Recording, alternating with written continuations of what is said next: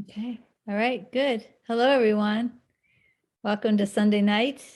It's good to see y'all. You might remember that the last couple of weeks we were working on that message, Is Attack Possible?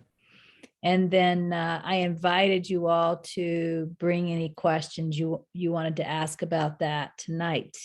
And I think I was very clear that I was going to show up with nothing and that you were the ones to show up with something. So guess what I have? Nothing. Not a thing. So if we're going to talk for the next hour, what I need is for you all to do the sharing. So since there's more than one page of people, when you put up your hand, use your little electronic hand, which you can get by clicking on reactions and then click on raise hand. And that'll pop you onto the front screen and I'll see who has their hand up. And it looks like Tatiana is going to get us started. So go ahead, Tatiana. Oh, hi, Regina. Hi, everybody. That's a pretty tough time for me right now because I'm trying not to watch news, and I had learned not to watch news for 3 weeks, and I did, and it was really good for me. I felt that I'm like returning back to the peaceful state consistently. But all of a sudden, I start to look at news again, and they are disturbing news, and they demonstrate attack. And I was investigating, I was reading and listening to your Is Attack Possible? No, so many times. And nevertheless, I had sleepless nights, and I was feeling that, yeah, on the different level, it's not possible, but on this world level, it's happening. It's happening, and people suffering. And I was thinking about, like, one night was totally about how it's possible. Maybe it's possible to go, all people who do meditations and connecting to oneness, just join together at the same time and just send this love and light to every being, so they stop like this violence and so on. I don't know, it's just still bothering me. And I understood that I should not watch the news again and again, and I should not take this attack as real, because it's kind of flow of forces independent of me or anybody else. It's just happening, and it's happening in cycles to all humanity. And right now it is here, but yeah, your advice, I don't know. Well, first of all, the last thing you said was absolutely correct. It happens in cycles to all humanity, and that's true, you know, so it does go in cycles, and you're right, it is here right now. So there's a lot of things that you said. One of the things I want to point out is one thing that's important about the message, Is Attack Possible? That message does not state that there will not be an appearance of attack. In other words, yes, there's an appearance of attack, right? And in fact, the Awakening Together fifth core value is all about not denying any appearance. In fact, it's a lack of compassion when students of non-duality or students of A Course in Miracles say that isn't happening when people in the world are suffering. You know, if one of those people who maybe lost a family member heard you say that isn't happening, oh my gosh, you know, that's just like stabbing them with a knife. So the fifth core value of Awakening Together, well, let me just pull it up real quick and see if I can read it word for word instead of paraphrasing it. I don't think I can do anything real quick with my internet. Oh, actually, that was faster than I thought. It impressed me. All right, so here's the fifth core value. Listen to this very carefully. We accept all forms as temporary appearances, permitted through the enduring awareness of self. We live this value by honoring all appearances and all experiences while continually reflecting on changeless truth. I'll read that second sentence again because this is our job.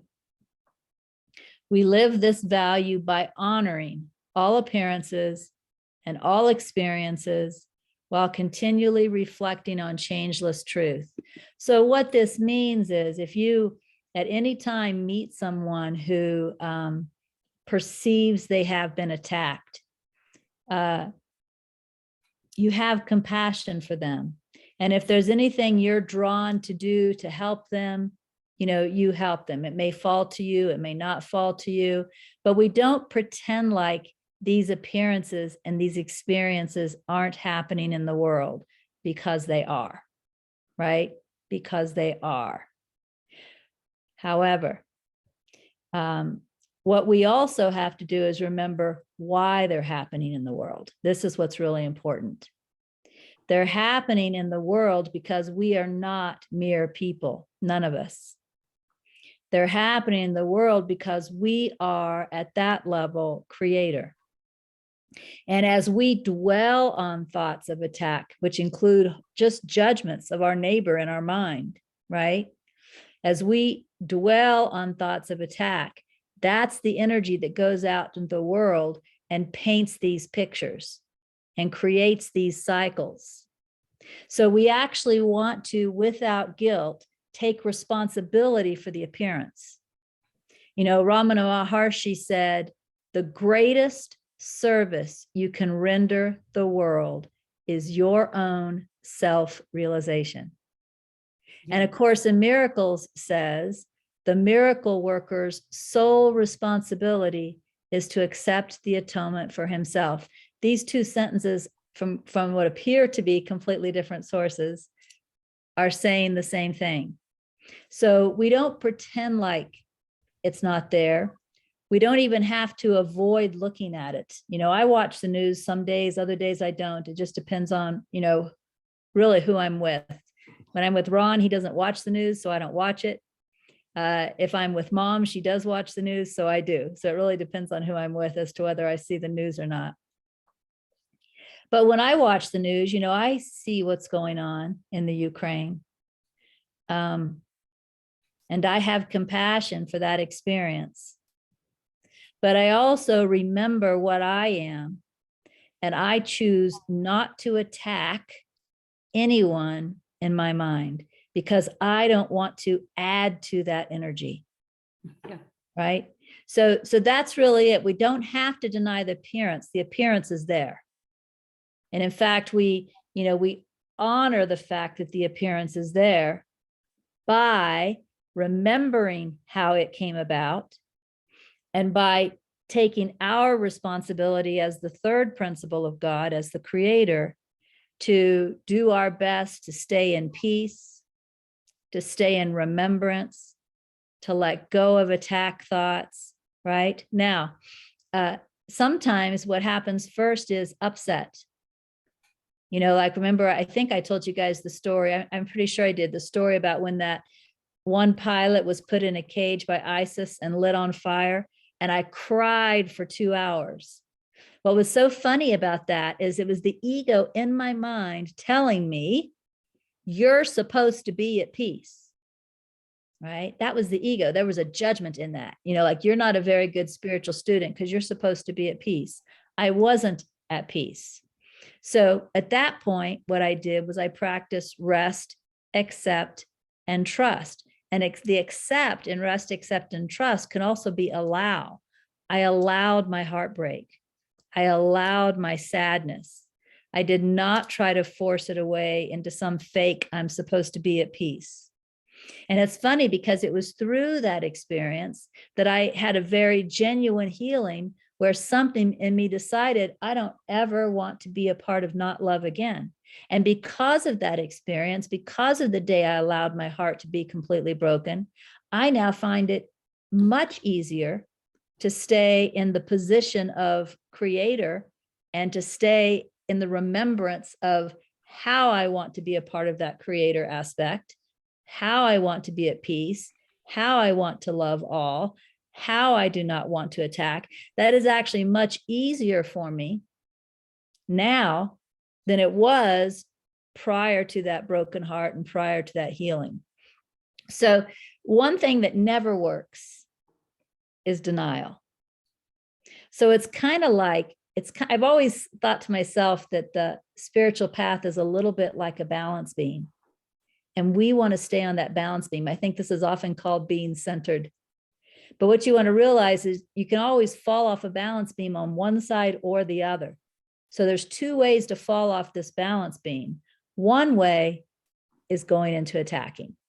So for example, attacking Putin, which certainly a lot of people from our culture are doing right now. Yesterday I was talking to a very good man. And boy, he told me how he was praying that, this stuff would happen to Putin every day, and I, of course I didn't say a word to him because,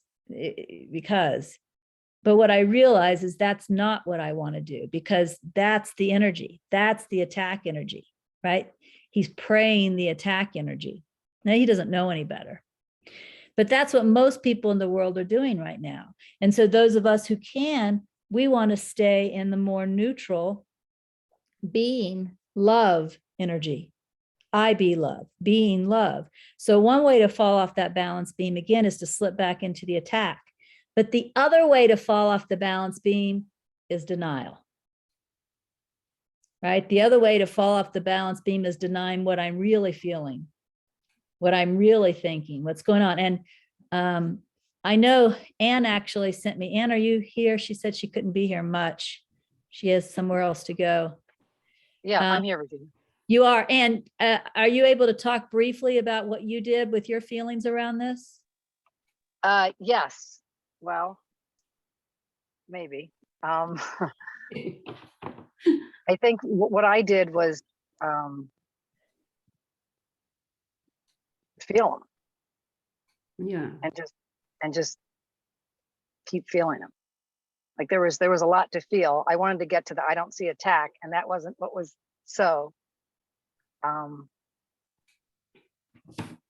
And so I kind of just surrendered to sitting in them. Oh yeah, and Sina's writing. Yeah, thanks, Sina. I think we shared about this on Wednesday. And then we shared again about it another day. So there's two where I talk about, thanks, Sina, I forgot all about that. Yeah, so I kind of just walked through how it felt, and I just stayed with it and stayed with it and stayed with it, thinking the whole while that I wasn't doing it right because I hadn't gotten to the wisdom part and the answer part, and the part where the real stuff comes out that shifts everything for me. I thought, God, how long do I got to stay in this muck? But I just stayed in it, and I just stayed in it. But is that what you meant, Regina? Yeah. And also the fact that you wrote to inner wisdom.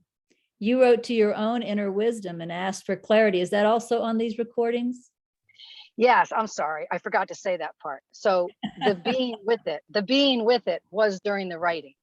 So I asked inner wisdom, well, what about this? And I'm still seeing it. So yeah, I forgot about the context. The context was this was all within the writing, was breathe with this, be with this. And so the writing took me through the being with it. I kept thinking the writing should get to the point, which is the attack's not possible and it all goes away from me. But it took me through a process of just really opening to it and continually just opening to what the next step is, or the next non-step, right? Because a lot of times it's not doing a step that mind thinks I should do. That's actually the wisdom. So. Yeah, and Sina has just posted a link to part 1 and a link to part 2. And some of y'all might want to just copy that and then later go and listen to those if you haven't heard them. One thing that's really interesting is the message that we saw in the last 2 weeks is attack possible. came when I went to inner wisdom with a question. And, and so Anne got what she needed when she went to inner wisdom with a question. And I think if there's a number one lesson here, it's go to inner wisdom, go within, talk honestly about what you're feeling, talk honestly about where you're confused. If this teaching pisses you off, talk honestly about how this teaching pisses you off, just whatever it is, right? Share with God, share with inner wisdom. And when you feel like you've shared, then ask with openness, what would you like to share with me? That's the best advice I can give you about everything, not just this. There was one more thing that Tatiana said that I want to comment on before I go to Marisol. She said, something like, it would be wonderful if we could get all of these people together, these like-minded people, people that want to focus on love and have them focus on love and light so we can end this thing. That's a mistake that spiritual students make all the time.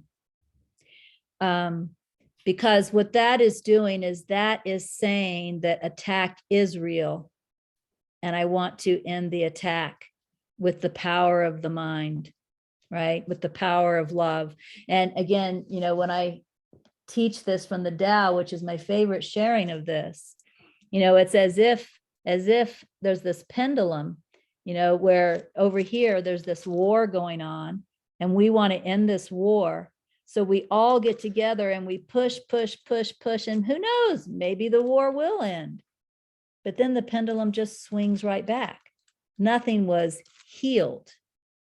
You see, we have to let go of the belief and attack, not push it away with love. There is a big difference, right? There's a big difference. So many well-meaning spiritual students, I'm sure there's people out there, if we knew who they were, doing that right now, trying to meditate this war away.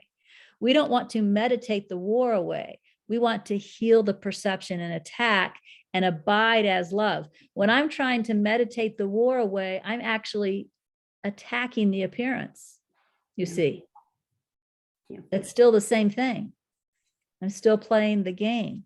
I want the perception of attack healed so that I can abide genuinely as the presence of love, as the presence of peace. And again, if I go back to the Awakening Together fifth core value, it says we accept all forms as temporary appearances. That's another one thing you can always remember. Everything is a temporary appearance, right? When I was teaching NTI some years ago and at the Center for Inner Peace here in town, and we were having similar discussions, ISIS was always my example. Today, Ukraine is my example. 5 years from now, if I happen to be teaching somewhere, it's going to be a different example. Yeah. This is important for us to remember too. Even if we can make the Ukraine war end, and at some point it will end, this pimple of attack is just going to pop up somewhere else. It's the attack we want to heal, the perception of attack. You see? Yes. All right. Thank you, Tatiana. Thank you so much. Yes.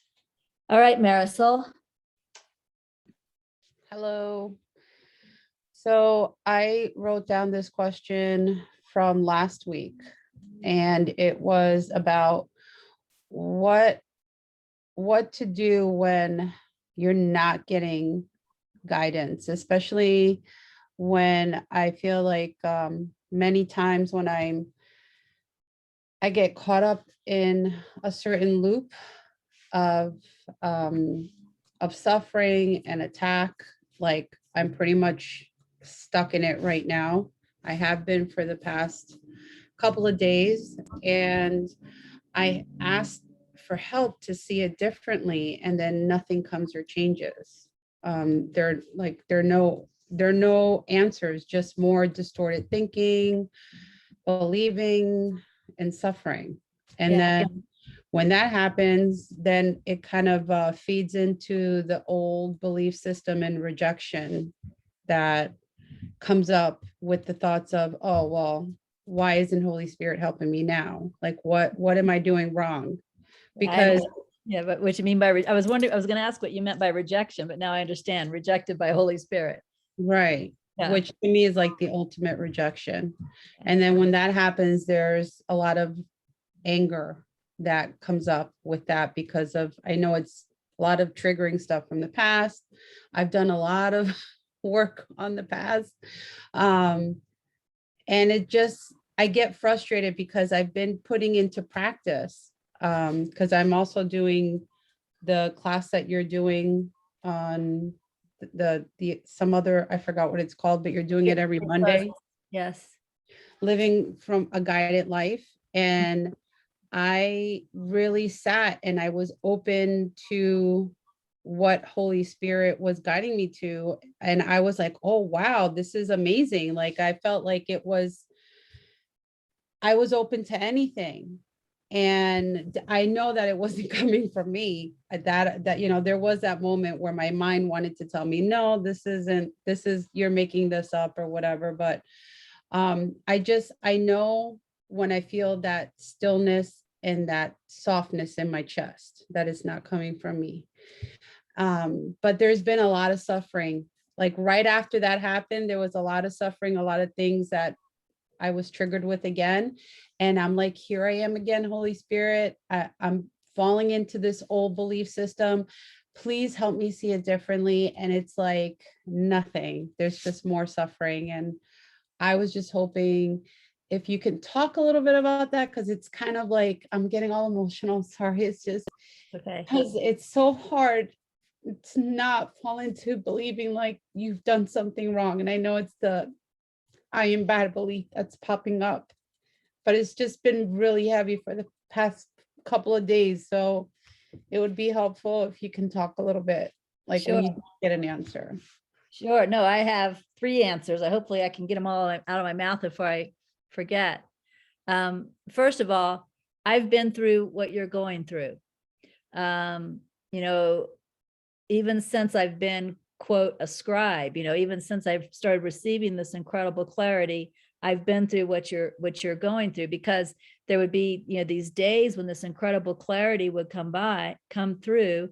And the very next day I was in the shit of something, couldn't feel guidance, couldn't hear guidance, thought I was a failure, thought I was the biggest loser in the world, et cetera, et cetera. And I've been through that many times. So what Holy Spirit taught me about that is, first of all, when we are really caught up in the crap, the guidance is always the same. So you don't even have to ask. It's called rest, accept, and trust. In fact, in one message with Laurent, Holy Spirit used the example of a stream just rushing by, and the leaves floating on the stream are thoughts, but they're just going by so fast. There's so many leaves. And Holy Spirit's like, you know, all you do then, notice there's a branch up above you from a tree. Just hold on to the branch and just stay. That's all you do, is you just stay and you let everything rush by. You let everything rush by. At some point when it starts to slow down, that's when you start to seek guidance. That's when you start to practice inquiry. If you're going to practice inquiry, that's when you go into that type of practice, not when it's hot and heavy. When it's hot and heavy, it's going to be somewhat blocked, and you're more likely to fall into believing these thoughts like, I'm not good enough, Holy Spirit doesn't love me, whatever, right? So the guidance is always the same when you're really in the thick of it. Rest, accept, and trust. So once you know that is the guidance and it never changes, you don't even have to worry about it. You know what to do. And then when it's lighter, you seek for guidance, for clarity, you inquire with Holy Spirit, whatever. And you already know that that works because you already did that earlier this week. So it's just possible that you aren't going to be able to seek spirit every day because of the state of mind that is still here, that still has these hot days, hot and heavy days, right?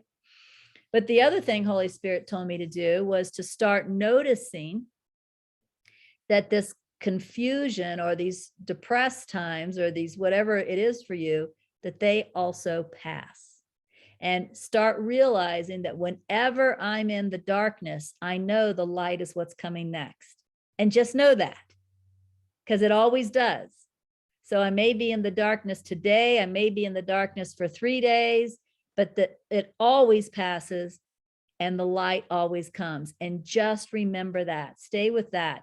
This too shall pass. One of the most important key phrases that I was given. I know I'm not the only one that's been given that. That's a very common guidance, right? This too shall pass. And notice that it always does. Because what happens when we get in the thick of it is, again, we start listening to all that crap. And a part of that crap is lying, saying, it's always like this. I'm always like this. And that's bullshit. Earlier this week, you wrote something profound with Holy Spirit. You know, it's bullshit. So we have to remember this is temporary appearance. This is going to pass. So Spirit said to me, whenever you're in confusion, remember that clarity is on its way. That's the next phase you're going to go through, because right now you're in a stage where you're going through confusion, clarity, right? So if you're in confusion, clarity is coming next. The other thing that I used to do, and this was just me, I never received guidance to do this, but I always found it helpful. Because I did keep journals back then. I used to always write in my journal. When it got really dark and the doubt was really strong and I really felt like a failure, I would just go back and read my own journals. I would read the times before when I had clarity, the times before when I had insight. And that helped me to have faith that that would happen again, because it happened before. And I would remind myself, this is my journal, right? These were my insights. This was my clarity, you know, and just remind myself. And that helped me again to realize that clarity would return. So does that help, Marisol? Yes, very much so. I feel like I can breathe again. Thank you for that. Thank you. You're welcome.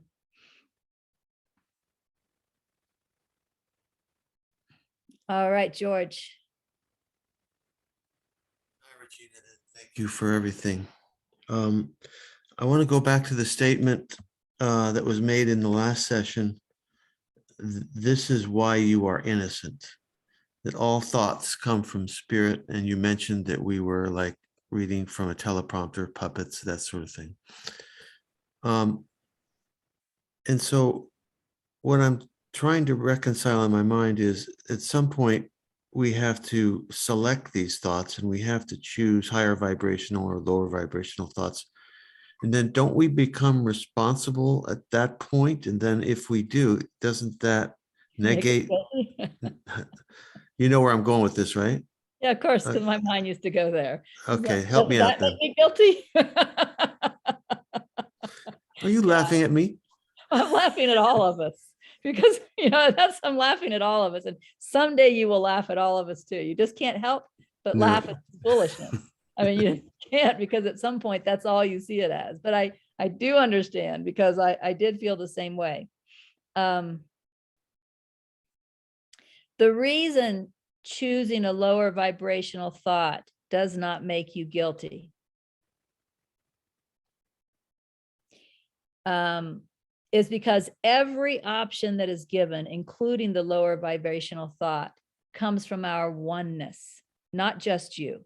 You understand? Not just the individual. It's the entire oneness that's writing the script. So you could say in one form or another, everybody has already pre-approved you selecting that thought if you want to. It's oneness that creates innocence, right? Well, Yeah. Innocence isn't created. Innocence just is. Okay. Yeah, innocence just is. You could say it's oneness that creates the belief in guilt, because guilt is what's not real. Okay. But, you know, let's take your lowest possible option, you know, whatever that is for you now. That option has already been pre-approved by our entire oneness, or it couldn't even come into your mind. Remember, everybody's playing this game, almost, right? There are a few people that aren't, but almost everybody's playing this game. So every option that's available to us is a part of the game. And every option that's available to us is, quote, and of course, this is a symbol, but pre-approved by everyone, or it wouldn't even be there. So that's one reason that you're innocent. Another reason that you're innocent is because there's always a level of ignorance involved in choosing a lower vibrational thought. Could be total ignorance, like our beloved friend Putin. I'm certain he's in total ignorance. He hasn't got a clue about anything we're saying here. He has no idea there's higher level thoughts. You know what I mean? He's just in total ignorance. Now, what happens with us on the spiritual path, before we get to the point where we are, enlightened, or whatever word you want to use to describe being able to always choose the higher vibration, we go through this middle stage where the way Jesus words it in the Course is we're partially insane, right? I would say partially ignorant. And so we have, again, Marisol kind of demonstrated it for us. We have good moments and bad moments if you don't take those words too seriously, right? We have the moments when we're in the clarity and it's easier for us to choose the higher vibrations. And then we have the moments when we're kind of caught back up in the world again, caught back up in believing our thoughts again. And that's when we choose the lower vibrations. So every time a lower vibration is chosen, it's chosen out of ignorance. Every time. Even if you're not wholly ignorant anymore, you are still partially ignorant, or you could never choose a lower vibration. And anything that's done out of ignorance, out of being caught up in the game, is not guilt. It's just ignorance. NTI is very clear about that in Acts. It says ignorance is not guilt. It's a call for knowledge. It's just like ACIM's distinction between error and sin. Yes. Right. Yeah. Okay. Yeah. So, but as we're waking up, as we're rising up from, Putin's level to Ramana Maharshi's level, right? As we're rising up, then whenever we do notice that we chose a lower vibration, if there's guilt about that, first thing to do is to rest, accept, and trust with the guilt. Let the guilt pass. Always rest, accept, and trust when you're caught up in the muck, right? But once the guilt does pass, and it will, then try to look back with clarity, shine a light on what happened if you can. What was in my mind that led me to do that? What thoughts were I believing? Where did I get snafu'd? Where did I get fooled, right? Because if you can see where you got fooled, if you can see where you got pulled in, then you bring awareness to that. And that may help you the next time that repeats. Because again, it's a cycle, it's going to repeat. That may help you to say, oh, there that is again. Last time I remember I fell for that thought, right? I don't want to fall for that thought this time. I see that thought, but I know that's not a thought I want to believe. I know that's, and you'll start rising up in vibration more as you bring more awareness to your lower vibration moments. So, we're learning. And in fact, one symbol that Holy Spirit used to use with me that I loved was the symbol of a baby learning to walk. When a baby is learning to walk, they fall down all the friggin' time. But we're doing the same thing as we're learning to get away from the lower vibrational habit and choose higher vibrational options. We're like a baby learning to walk, and we fall down all the time. But where a baby is better than us is that a baby doesn't, beat itself up for falling down. It just gets up and tries again, right? And that's what we need to learn to do. We need to learn from those babies. When we do fall down into those lower vibrations, we need to just get up and try again. But you're no more guilty for choosing a lower vibration than a baby is for falling down. Beautiful. Thank you. You're welcome.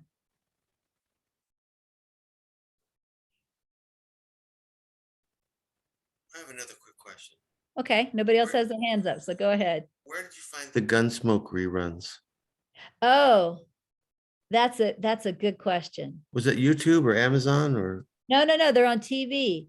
I have a joke. I don't really believe this. This is my story. This is just a story I told my mom. I don't really believe this. But my mom's husband died a few years back, and he was a real Gunsmoke fanatic. He used to always watch it.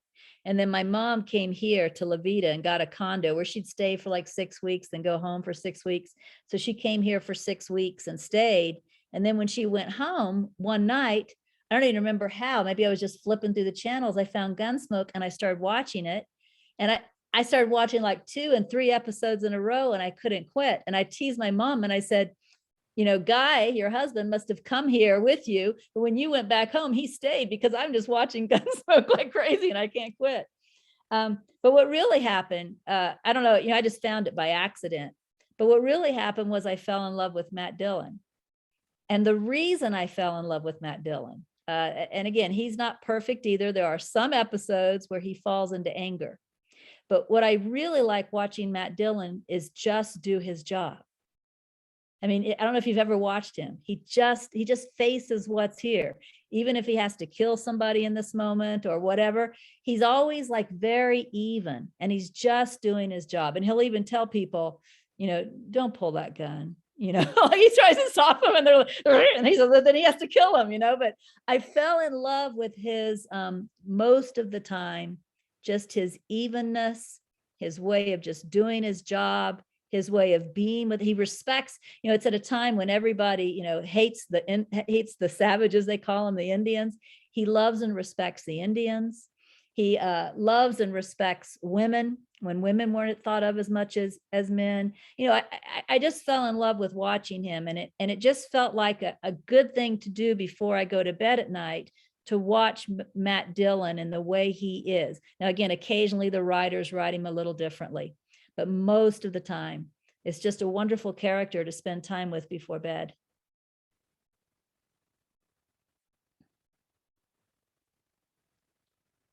And he's kind of cute too. And I am a girl. Of course, you know, he's dead now. All right, what else we got?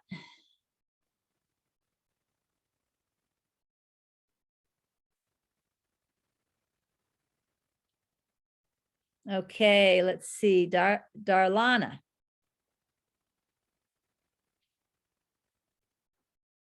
Ramana Maharshi. Mhm. And wait, let me get back to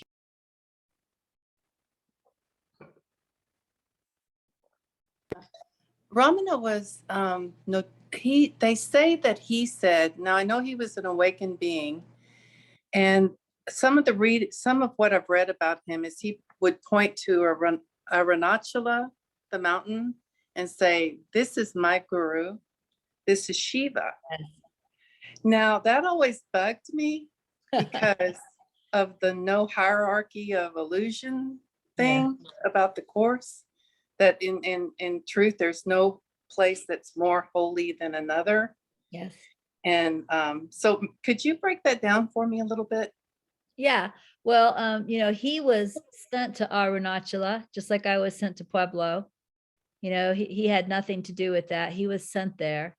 And what the mountain represents for him is that perfect, immovable stillness.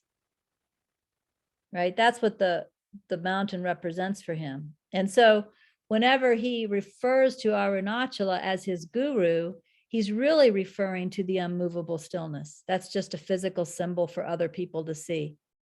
But it's that stillness, that immovable stillness. That's what he really loved. That was his guru until he became that himself. But it's just the symbol that he points to. Did you have something else? No, thank you very much. Thank you. Okay, good. Let me pause for a moment and share something. Let's go back to is attack possible? And let me share something that came to my mind. I'm going to share my screen for a moment. I have no idea what's on it. We'll see. Okay, good. Nothing. Let me pull up the 4 principles of God. Of course, as you guys know, the 4th principle of God is where the person is.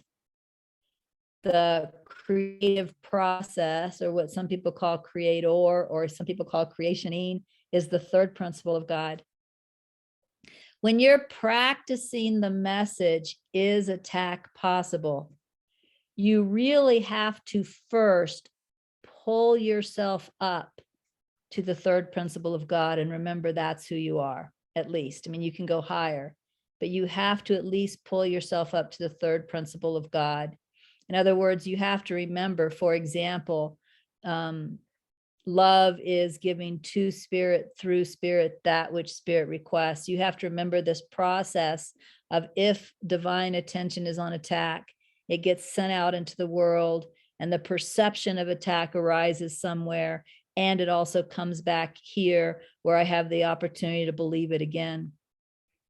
You have to bring all of that to your mind. And when you bring that to your mind, you, at least temporarily, cease to be a person, even if you're still identified with the person, and you bring yourself up to the level of mind. You're remembering what I believe is important because it affects the whole. From the level of person, if you're really fully in the person, then you're at the same level as the attack, because it's an appearance in the fourth principle. You're at the same level as the pain, right? And what is it that Einstein said? Somebody can probably quote him better than me. If so, unmic yourself. Something about you can't solve a problem with the level of mind that created it. So you can't do that from person. Person is the same level as attack. Person is the same level as suffering. Person is the same level as that. So you have to rise up to at least the third principle of God, the level of mind, and remember what's going on. You need to take the time to do that first.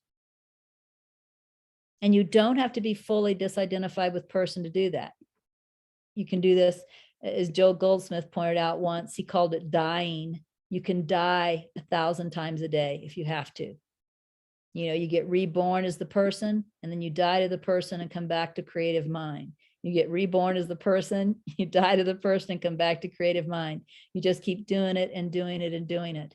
But take that time to pull yourself back up to creative mind, and then look at what you want as creative mind.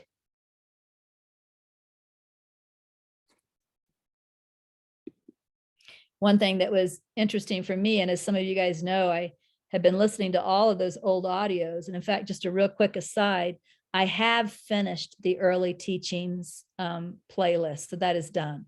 I know some of you have been listening as I put them out. And if you're wondering why I'm not putting any more out, it's because I'm done. But as I was listening to all of these audios, I even, I kept hearing Spirit tell me over and over again, you are creator, you are creator, you are creator, almost to a point that it was annoying hearing it over and over again. But what Spirit was doing with me at that phase was trying to pull me up from person to mind and make my choices from mind. Even with simple, what seemed like human practices, like choosing to let go of yelling at my daughter or choosing to let go of hating Laurent. I couldn't do that from person. I had to step up and remember divine law, remember mind, and make the choices from there. From the level of mind, do I want hate? Right? From the level of mind, do I want anger? Knowing that if I choose hate, I choose anger. It goes out into the world, it paints pictures, and then it comes back to me, and I'm just going to experience it again.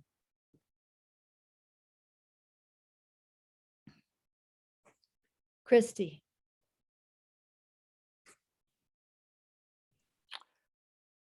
Yeah, Regina, I was thinking about this as you were talking about the principles of God, and it came to me that all true healing is really in the second principle of God. That's actually above the level of healing, but go ahead and say what you're thinking. Well, because I have heard you say that the wrong mind and the right mind are both in the second principle, and we have the choice. Oh, both in the third principle and the fourth principle. Yes, kind of in the second principle too, but it's different. That's where I'm asking for some clarity. Yes. Because I've always understood the second principle of God to be the I am consciousness, which is pure consciousness. Yes. It's not the absolute, but there's nothing, there are no wrong-minded thoughts in there. But I thought somewhere along the line, I thought I had heard you say that we have the choice in the second principle to be in the wrong mind or the right mind. So Yes, I'm a little but bit it's confused different. about that now. Yeah, I understand. It's different.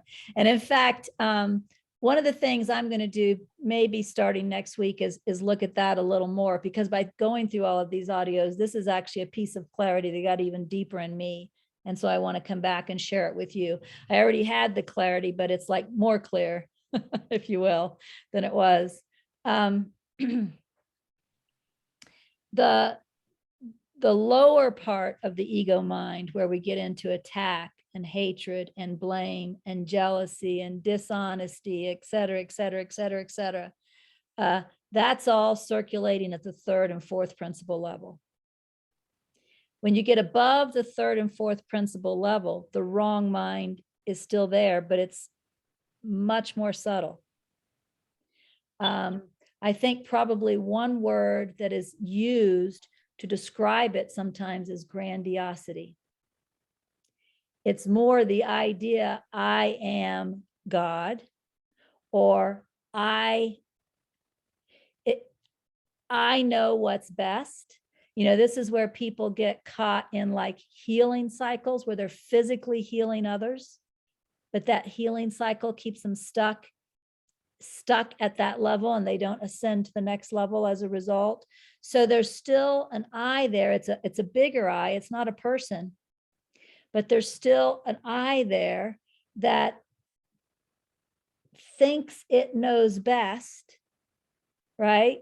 Thinks it knows. It's not selfish. It thinks it knows best for what's good for everyone. And this is the trap that you can get caught in at that level. Again, people get caught as healers, people get caught as clairvoyant, people get caught as teachers, people get caught, it seems cleaner, it seems more pure, it's not that lower wrong mind, but it's still a wrong mind. It's like the first wrong mind, the first level of wrong mind. Therefore, when you're awakening, it's the last level of wrong mind. So the first thing that was born out of the absolute was the sense of subject, right? The sense of I am something. That I am something, just maybe I am presence, I am consciousness, I am everything, but still I am something. That is the wrong mind. Right. Yes, because it's not the absolute. Exactly. So all healing really takes place in the second principle. When we're healing, we're going back up from fourth principle to the absolute. So we're traversing through third principle into second principle. That's really where the healing can lead us into the absolute. Yeah, there is still healing that happens at the second principle, but not the same level of healing. So some healing has already been transcended. And then there's the bigger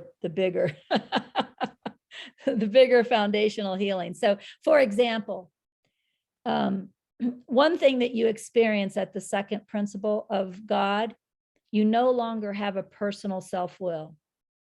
So all of the types of healing that would come with a personal self-will, like jealousy and hatred and attack and blame and guilt, all these things have already been healed, right? They've already been healed. So that all happens at a lower level, which I would call it's really the third principle, but you experience it at the fourth. So I would call it the third and the fourth level. Okay. When you rise up to where you have no self-will, if there's no self-will, how can you have all of those other energies that are self-will? I mean, think about it. If you get jealous, isn't that because you want something from me? Mm-hmm. If you Yeah, I get understand angry, that. isn't that because you want something from me? If you're defending yourself, isn't that because you want something from me? So when that level of me is gone, then all of those things have to go too. They can't be there without the person, without the self-will. They can't be there.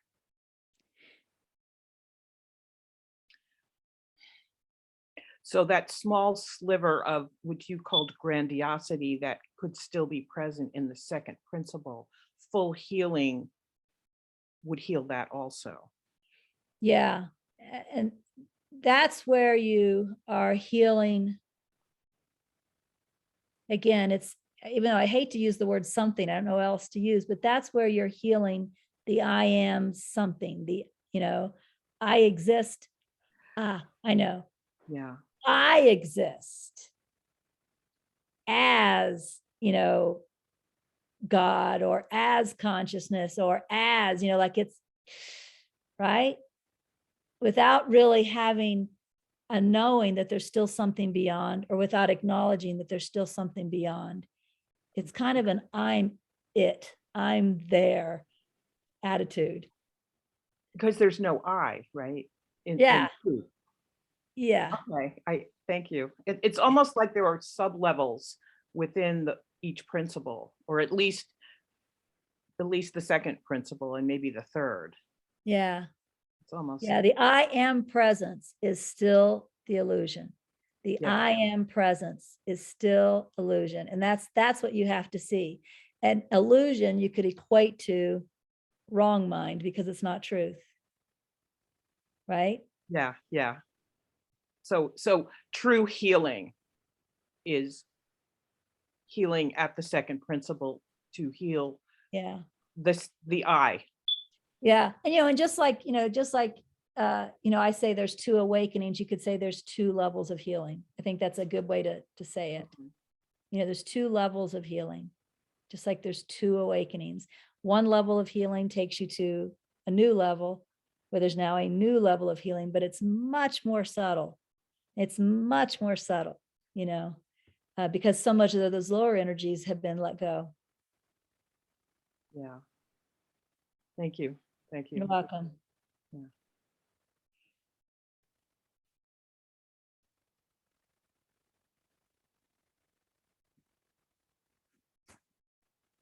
Okay. Oh, wow. Look at that. We only have 8 minutes left. That's pretty cool. I will tell you, Martha has her hand up. I'll get to Martha in just a second. I will tell you, again, I did finish the early teachings playlist, and it has 275 audios in it. And certainly if you can listen to all 275, I think that's great. I think they're helpful. But if you'll never do that, you could start, let me see if I can get the audio number for you. You could start at the beginning of the story of Regina and Laurent, because there's so much in just that story that would be helpful. And that's still going to be around 50 audios. But if you could listen to those 50 audios, you would get so much out of it. Let me find out where those audios start.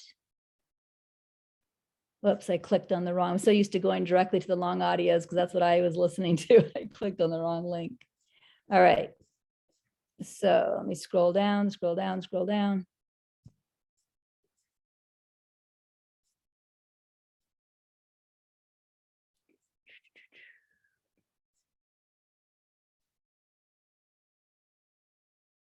Okay, so if you want to just listen to those last audios and hear what's in them, you would start with audio 213 and then go from 213 to 275. Again, if you can listen to everything, you'll get more out of it. But if not, you might listen to 213 to 275 and you'll hear a lot about healing there. Okay, Martha. I just wanted some clarification on what you just said about the I am principle. I want to make sure that I understand, maybe I just understand the I am principle differently. Is what you're saying that it should not be I am me, right? Versus my understanding of the I am is Satnam, if you would, which is all and God. And Yes. so I just want to make sure that you're talking about the I am, me kind of principle versus. No, I'm talking about the second one is still illusion. Okay. Okay, so there's another awakening beyond that one. That's what I'm talking about. Hmm. And, you know, and this is why, like Nisargadatta Maharaj, he's a wonderful example because he, of course, was awake to the I am principle. And all of the teachings in I am that came while he was awake to the I am principle. But then later, he awoke beyond it. And when he awoke beyond it, he said, forget everything I said before. Because at that point, when he was at the I am principle, he thought that was the absolute truth. So you may read that in that book, Okay. because that's what he thought then. But then he awoke beyond it. And in fact, someone once told me, I've never read this for myself, so I can't say for sure, but someone once told me that he said, I wish people would quit reading I am that. You know, because he knew that it was confusing them, because at that level, he was confused because he thought that was the absolute. Right? But in the absolute, there is no I am. And let me give you an example that you can maybe use with your imagination. One time when I was asking about this type of stuff with Holy Spirit asked me to go outside and to lay in the grass and to pick one blade of grass and to be with that blade of grass until I understood. Well, do you think a blade of grass has any sense of I am? No, it does not. Right? It does not. And yet it has this perfect intelligence about growing in the spring, this perfect intelligence about, you know, kind of going into hibernation for the winter, right? The absolute is beyond the sense of I am, like a blade of grass is beyond the sense of I am. Does that help? Okay, good. Very much so. Thank you. You're welcome.